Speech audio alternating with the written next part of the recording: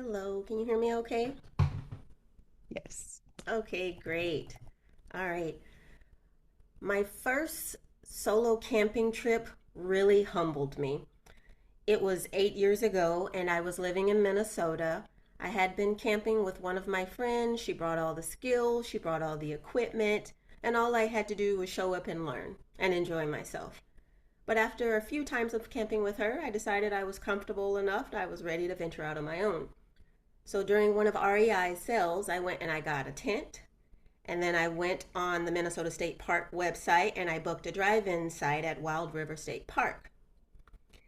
Well, I was very nervous. I was also excited. This was my first time really doing anything outside by myself or really outside at all before I even moved to Minnesota. When the day came for me to go camping, I didn't plan really well, didn't plan my time really well, so I left a little later than I had planned. By the time I got to the campsite, the sun was starting to set. It was starting to get dark, so I threw on my headlamp. I got all my stuff out the car. I started to put the stakes down, put the tent up, and I noticed it's getting darker and darker. So I was like, okay, I got to speed up this process because I don't want to be in the dark putting up this tent because I don't really know what I'm doing actually. Then I start to put up the rain cover, putting the stakes in, and it's getting darker and darker, and then it starts to rain. So I put up that last stake. I throw the stuff in the tent, so my sleeping bag, my sleeping pad, an extra lantern, a book, take off my hiking boots, and I get in. I snuggle into my sleeping bag and I start reading my book, feeling so accomplished as the last bit of light left the sky. But then I start to hear raindrops. Of course, it's raining outside, so yes, I'm going to hear raindrops, but I look up and they're actually in my tent.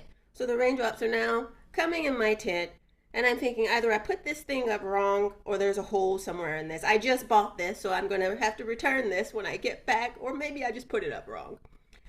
But I thought, okay, this isn't a big deal as a little bit. But then it kept coming down, and my chest started to get tight. And then my mind started going in circles. Oh God, in the morning, this tent's going to be covered. This is going to be full of water at the bottom. I'm going to be covered in water. Oh gosh, I'm going to be hypothermic next. So I made the decision to go sleep in my car. I got the stuff out the tent. I went to my trunk, threw the stuff in the trunk, closed the trunk, and I go to open my back seat and realize all I have in my hand is my phone. I don't have my car keys. And then I thought, okay, what am I going to do now? See, I had a very base model of a Nissan Versa, so I didn't have the electronic key fob, so opening the trunk did not open the doors. So I had to do that manually. But now I thought, okay, I'm locked out. I can't call anybody because I don't have any service. I don't have my GPS, so I don't know how to get out of here. And I took a second, I took a deep breath, and I looked down on the ground, and there are my keys covered in mud. So I hurried up, I pick up these keys, I hurry up and I get in the back of the car, and I try to sleep in the back of the car. I had a hard time sleeping because I heard what I thought were growling sounds, which made me really glad that I wasn't in the tent anymore. And then I finally got to sleep, got a few hours, sun comes up, and I decided, okay, let me hurry up and pack up and get out of here. This was an awful night. I got out the seat and I see something sort of fall on the seat off of me, and it was thick, it was dark and kind of juicy. And then I thought, oh my God, was there a tick on me the whole time? It attached to me, it sucked my blood, it fell off, and oh God, I'm gonna get Lyme disease now. I was totally irrational. Um, and so I didn't really pick it up and actually examine it. I decided to leave it there and I was going to show my friend because I was going to northern Minnesota to go to my friend's cabin.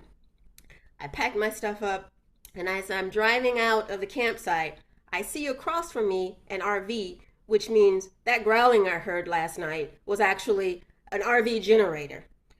So I leave deflated, go to my friend's house, I tell him this story, and he looks at me and he says, and he looks at the thing I gave him. He goes, Bionca, he let out a heavy sigh and he says, I want to eat this, Bionca. This isn't a tick, this is a raisin.